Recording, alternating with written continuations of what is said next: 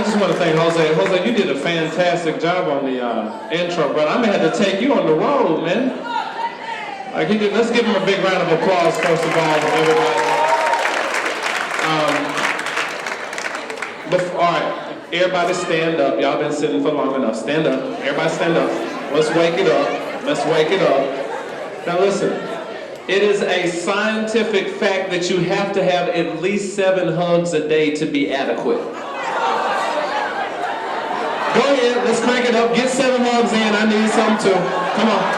It's all right. Count them out.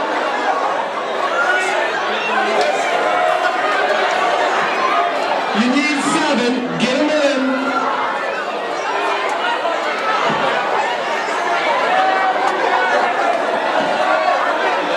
That's right, go ahead. There we go. Go ahead and be seated. That's right. Uh-oh.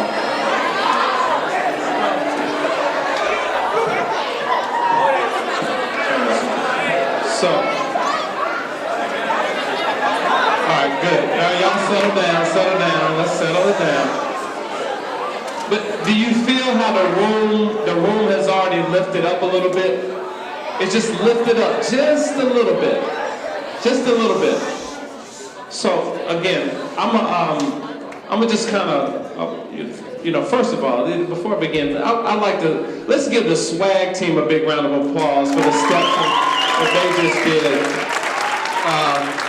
It takes a lot of rehearsal, and they got to still get the schoolwork in. So let's give them another big round of applause, please. To the Student Government Association, let's give them a big round of applause for helping to organize this. Yeah, you all's fearless leader, hopefully my new friend, Mr. Jackson Weber. Let's give him a big round of applause. He's doing some fantastic work here. To Laura Courtney Todd in the athletics department. Let's give a big shout out to the athletics department. Got to stay greener. And so this is what I'm gonna do. I'm gonna just lay this out quickly so that everybody knows where we're going and how we're gonna go about this.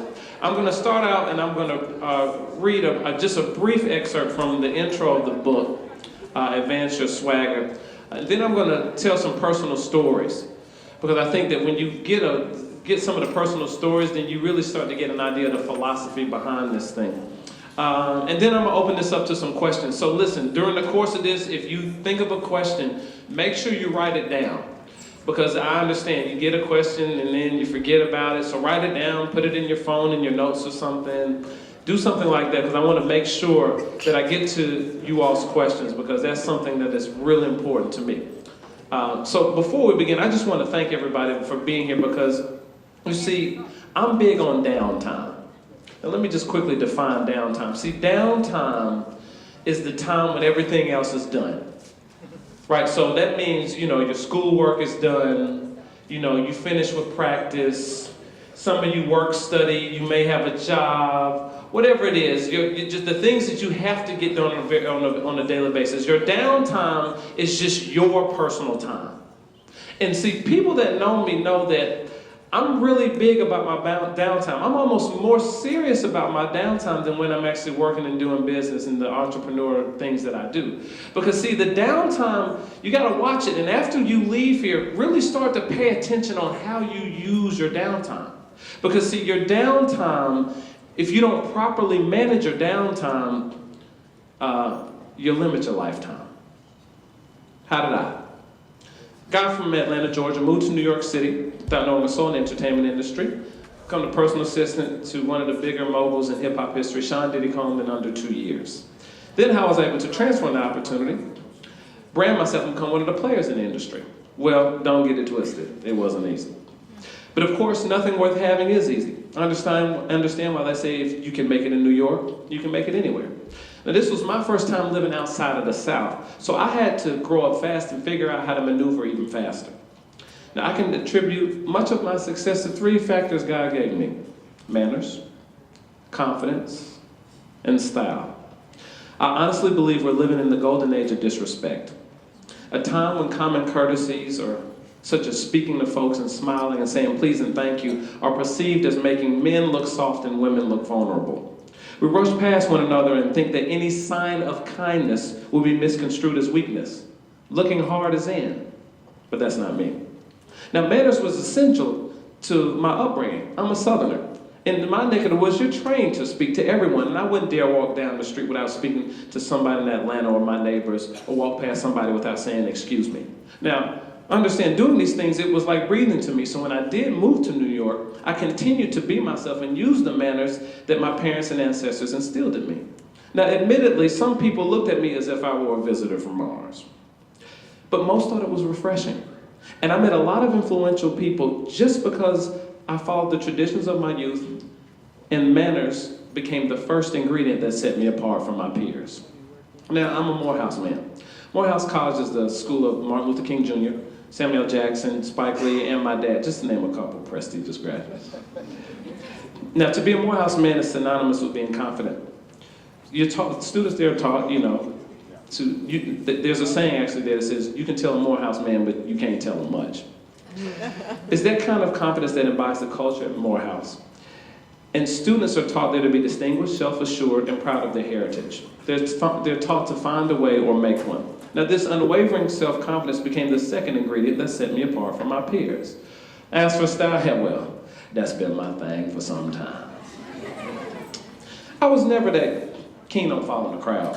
When everyone was wearing oversized jerseys and pants that were too big and tennis shoes, I was wearing a three-piece chocolate brown and tan purple label pinstripe suit, a lavender spread collar shirt, a foulard tie, and chocolate brown suede cap toes, bussin' heads.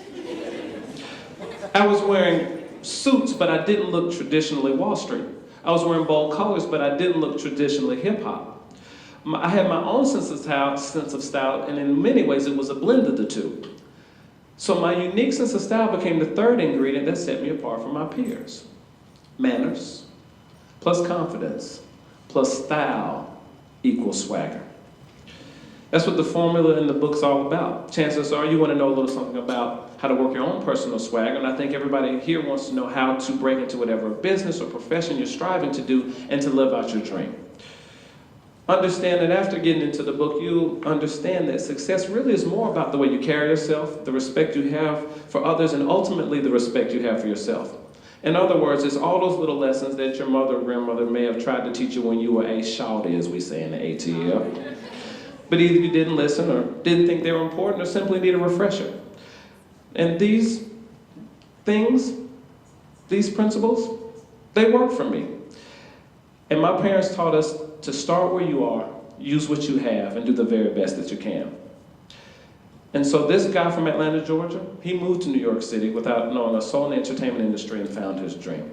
Now let me, start a little bit laying out the foundation here. So, swagger, we've been hearing this term forever, right? And this, I think it's just kind of gotten almost ridiculous.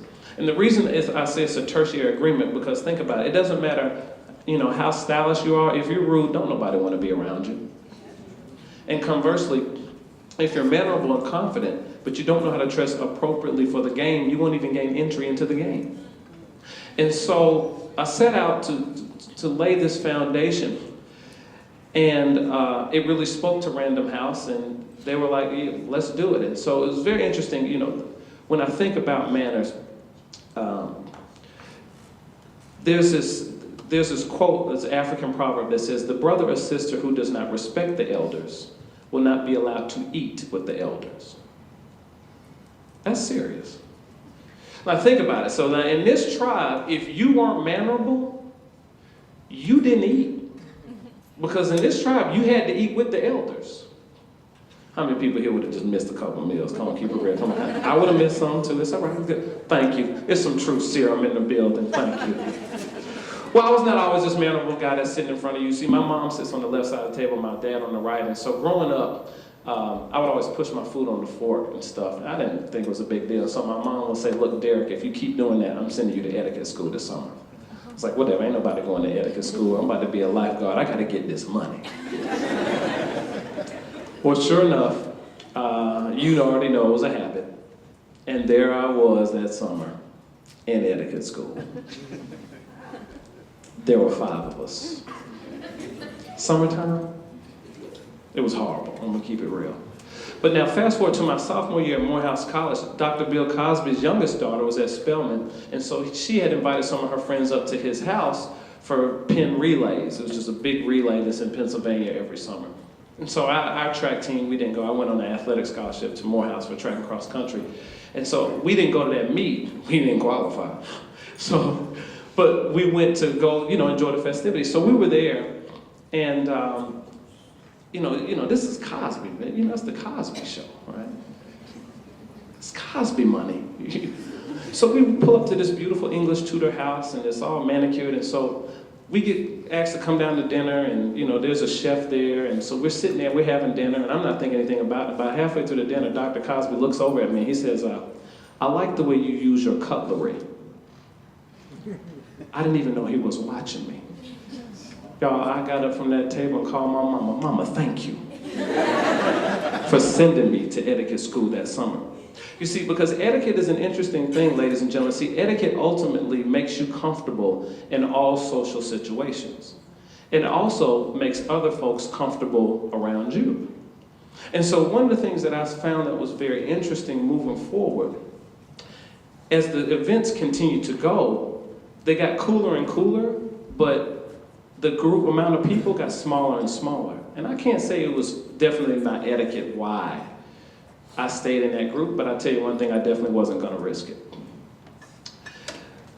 And it's funny, like when you leave here, and sometimes you may go to a job interview, you may go to an internship. Sometimes at one of those last interviews, they wanna have dinner with you. They're not interested in eating with you, they're watching you. They wanna see if you know how to move in this arena. Do you know how to act? What is your decorum like? Because ultimately, if they are hiring you, then you're going to be representing their brand. You may have to take somebody else out to dinner at some point. So they're thinking, okay, now how is this person going to be representing me? So etiquette and manners was the first tenet. Now let me move to confidence. There's this quote by Dr. Benjamin E. Mays, and he was Dr. King's mentor, and really is the one that taught him about nonviolence and Gandhi and all of the above. And what he said is, whatever you do, do it so well, no man living, no man dead, and no man yet to be born can ever do it any better. I'll say it again, that's all right, I'll say it again. Whatever you do, do it so well, no woman dead, no woman yet to be born, and no woman living, no one dead, no woman yet to be born can ever do it any better. And that hit me. I heard it probably freshman year, and whatever. Probably about my junior year, sophomore year, it hit me. I was like, man, I like that. That's gonna be my mantra. And so that's what I said, no matter what I do, that's how I'm gonna approach it. Because think about it, and understand this, ladies and gentlemen, every opportunity that you get is an opportunity for another opportunity. So that's what I did. So if I had a job, and when I had a job and I had to go and make copies for somebody, they came back warm. Oh yeah, because that's the mandate I put on myself. I'm gonna do it so well, no one living, no one could ever do it any better. If I had to go get some coffee for somebody, well, you better not drink the coffee when I get back, because you're gonna burn your tongue, tonsils, and everything else in your mouth, because it's gonna be piping hot. Why? Because this is the level of excellence I had set on myself. And see, here's the thing. We have to get to a point independent of our teachers, independent of our parents, independent of people that are around us. We have to set the level of excellence so high that when it comes to the teachers and when it comes to your advisors, their expectations, you already exceeded those because you've set your expectations so high. And what happens is, when you do that, people get confidence in you. And what would happen is I would always get more responsibility and more responsibility. It's like, oh, yeah, no, send Derrick, because I know he'll handle it. He'll get the thing done. Well, let me just tell you guys a quick story about confidence. I was in New York, and I had been in New York. How many people have ever been to New York City? Anybody been? Oh, a lot of y'all, okay. It was a big deal for me. All right, how many people from New York in here? See how loud they are? They're interesting. They're some interesting folks. Now, I got love. I'm a New Yorker at heart, so I'm not tripping. But here's the thing about New York. New York is a weird place. It's like you got to act like you're the man, before you done nothing. Right? And so this was an interesting notion, being from the South and being a Southern gentleman and getting my footing and trying to understand. And so I guess after about 2 years, I started to kind of get it, started to get my swagger. And there was this new award show, y'all, that started. It was called the VH1 Fashion Awards. And I was like, man, music and fashion? Don't nobody like music and fashion more than me. I don't know why they ain't send me no ticket. And I remember going to bed depressed that night. And I woke up the next morning, I said, you know what? It's my day off. I'm going to the VH1 Fashion Awards. I sure did. And I got in the shower, and I got out the shower, and I put on my medium gray, double-breasted, peak lapel, side-vented wool cashmere blend suit. Hello, somebody. I put on my mini gingham check shirt. Gingham, new word alert. All right, y'all know you see the big pattern that looks like a picnic table. You know what that's checkerboard? Gingham, new word alert. I put on my gingham, yeah, your shirt, the gingham shirt, yes. Yeah, I had mine on yesterday. I put on my gingham shirt. I put on my cashmere tie, you know, slapping you as I walk. And then, of course, I put on my chocolate brown suede, you know, busting heads again, you know. And I walked out, and I said, you know, I'm going to the VH1 Fashion Awards. And so, you know, I walked out and went to my job at the time. I was a maitre d' in the restaurant, and of anything I've ever done, still, being at a podium and just welcoming people and making people's day has been the most fun of any job I have ever done. And I've met so many amazing relationships and developed so many amazing relationships sitting at the front door of a restaurant. If you've never done it, I would tell you, go ahead and give it a shot. It's amazing, because all you're doing is helping people, and you have influence all day long. And they hungry. So anyway, so I went to my job as a maitre d' at the time, so I walked in, I'm all dressed up. They're like, yo, Derrick, you all dressed up? What's going on? I was like, man, I'm going to the VH1 Fashion Awards. They're like, man, that's dope. How'd you get a ticket? I was like, ain't nobody got no ticket.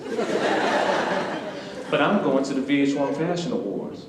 And, you know, the show was live, and it was around the corner, so I started walking up, and you see all the people, stuff looking official. And there was this desk, so I walked up to the desk, and before I said something, this gentleman walks up, and he's like, yeah, I'm going to be doing Sharon Stone, in his English accent, pardon me. He said, I'm going to be doing Sharon Stone and Halle Berry's hair.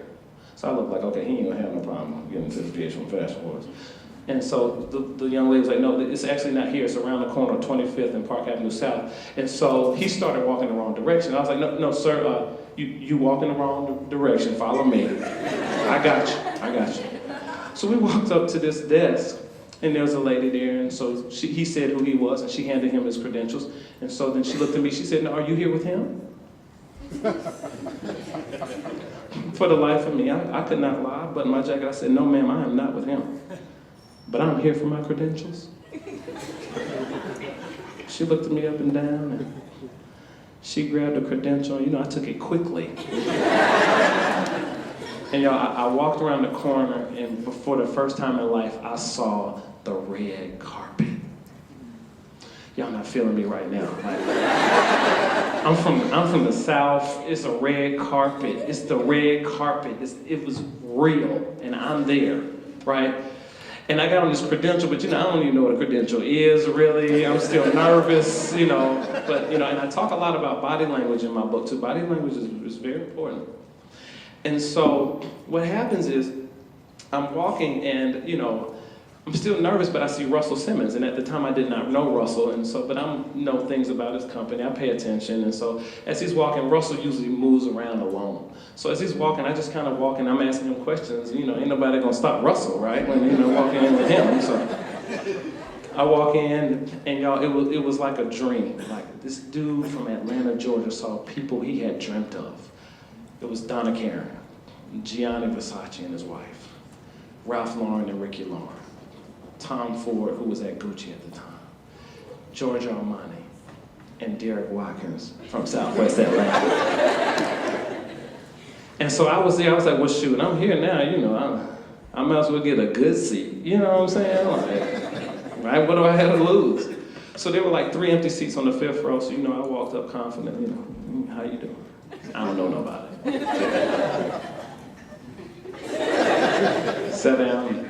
It was like 10 minutes last show, then 5 minutes. The next thing you know, ladies and gentlemen, welcome to the VH1 Fashion Awards. And I broke one of the cardinal rules in my book, jumped on my cell phone, called my mama. Mama, turn on the TV. I am fifth round at the VH1 Fashion Awards. Let's go ahead and give that a little applause. That was a big one. But see, here's the thing. Here's the interesting thing. There are a couple things that I didn't realize at the time, but in retrospect, how you guys doing? Welcome, come on in. There are a couple things that I realized after the fact. Come on, stay focused. Let's stay focused. There are a couple things I realized in retrospect that I had put in place, but I didn't realize until much after the fact. You see, the first thing I did, ladies and gentlemen, I realized later was I sowed a seed of faith. See, I got in the shower. I got out the shower. I got dressed. I was going to the VH1 Fashion Awards. Because you know, faith is being sure of what you hope for and certain of what you do not see. And faith without works is, say it again, and this is the truth. So anybody I ran into, it didn't matter. I was going to the VH1 Fashion Awards. Now, the next thing I realized in retrospect I did was I showed integrity. And this is a good one. Integrity is a good one. You see, you all know that the gentleman that was doing Sharon Stone's hair, I could have lied and said that I was with him. Couldn't I? I could have also got caught in that lie. But see, when you know who you are and whose you are, then you can walk in that authority. Now, the next thing I realized in retrospect that I did, and this is a good one, and this is the one we all have to watch. I have to remind myself of this still to this day, is I aligned myself with somebody that was going the same direction that I wanted to go. And this is where we mess up. Some of you came in here with some people. They ain't set no goals. They're not really about it for real. They're not really managing their downtime. And here's the thing. There's no love lost, but I'm saying for those people, you have to put them on pause. A pregnant pause. You know, so that's at least 9 months, right? At least. Because, you know, the stakes are too high. The stakes are just far too high. There's a different level of excellence needed today than there is when I was coming through school. You see, here's the thing. You're not competing against Florida State or Morehouse or Harvard. You're not competing against those people. You're competing in a global economy. And the truth is, they want your jobs, and you see what's going on. A lot of jobs are getting sent overseas. So this is why we have to take this time a different level of focus and put a lot more into this. Because these are the seeds that you're sowing, and every seed has to reap a harvest. You ever walk and you see like the roots coming through the concrete? That's from a seed. A seed has to reap a harvest. So how are we sowing our seeds? Now the last thing, which brings us to our third tenet, was I was dressed appropriately for the occasion. And I'm gonna spend a little time here and then we're gonna wrap up here. But here's the thing. You see, clothing, ladies and gentlemen, bless you, is language. Get that? Clothing is language. Before you've opened your mouth, you've said so much. And you gotta understand this. And so here's the thing. I know, you know, whatever. I gotta get this incredible Under Armour piece because it's just too fly, or, you know, I gotta get this purse because, you know, I gotta get this purse. You just don't understand. I done told her about this purse. You know, I can miss some meals. I'll miss some meals. But I gotta have it. Or I gotta get these tennis shoes because, you know, I done told him about the tennis shoes. Now he gonna go get the tennis shoes before I get the tennis shoes. I gotta get them. I get it. But what I want you guys to understand is now's the time you have to start thinking about building a wardrobe. Understand this. The suit is the international uniform for business. Period. And it does not matter what genre you work in. This is something you need to know how to do and things that you know how to do well. I lay out in my book the 15 must-haves for women and the 15 must-have men's closet. We're gonna make sure we post them, on the college website. We have books here as well. But this is the thing, you guys have to have this information, and you gotta have this information now. It's imperative. Because on different times, or whatever, and it's like, well, Bentley, ain't nobody got no money, it'll be spent. How many people go to vintage shops and thrift stores? Raise your hand. Okay, yeah, smart, brilliant people. You know how much old money's down here? You gotta not only go to those vintage shops, you need to get to know the people who own them and the sales associates, and you need to let them know what your sizes are and the things that you are working on to build your wardrobe.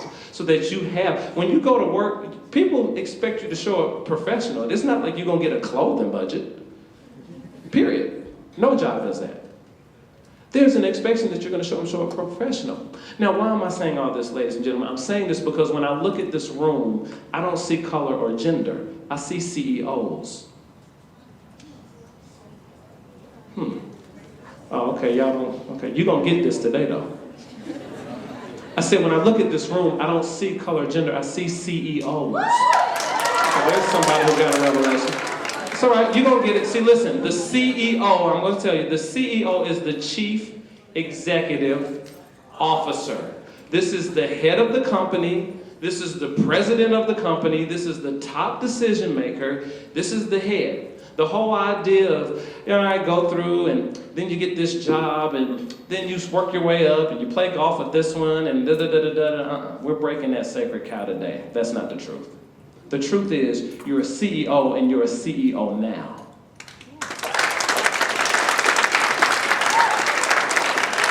It's pretty good, but you're gonna get this for real today. See, here's the thing. You're a CEO of your purpose while you're on this planet. Okay, I need everybody to vibe with me for a second. Close your eyes. Close your eyes, really close them. Just vibe with me for 2 seconds. Really close them. Really close them. I want you to see that goal, see that dream, whatever it is. I want you to really see it. Focus on it. Focus. Okay, you got it? Expand it. You want to be a professional athlete? Okay, yeah, you can do that on the team. You want to do computer programming? Okay, yeah, that's cool. Be Steve Jobs. Be the next Apple. Expand. Keep expanding. You want to be a nurse? You want to go into medicine? That's fine. Who says you can't own the hospital? Expand. Okay, now open your eyes. That was big, right? Like some of you saw some things that you probably have never even thought about or visualized, and some of you have vision boards and now you gotta redo your vision board. And here's the thing, as far as how you're supposed to get those things done, guess what, ladies and gentlemen? That is none of your business. You are not supposed to lean on your own understanding anyway. It will take some faith for you to get that thing, because within your own power, you will not be able to get it done. That's how you know you're working in your purpose. When you're too comfortable, you out of your purpose. It's time to push. You see, this whole idea of success and what's success and I just want to be.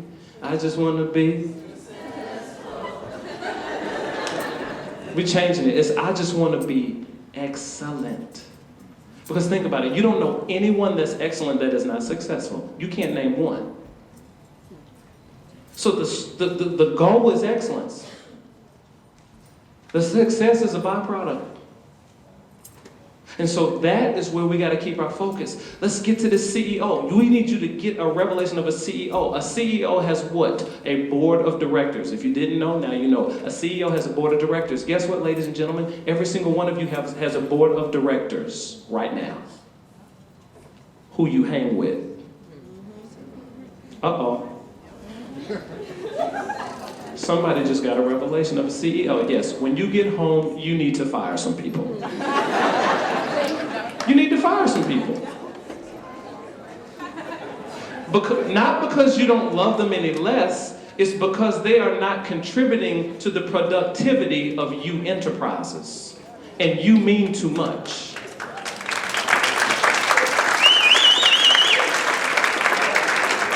CEOs, there's CEOs in here, right?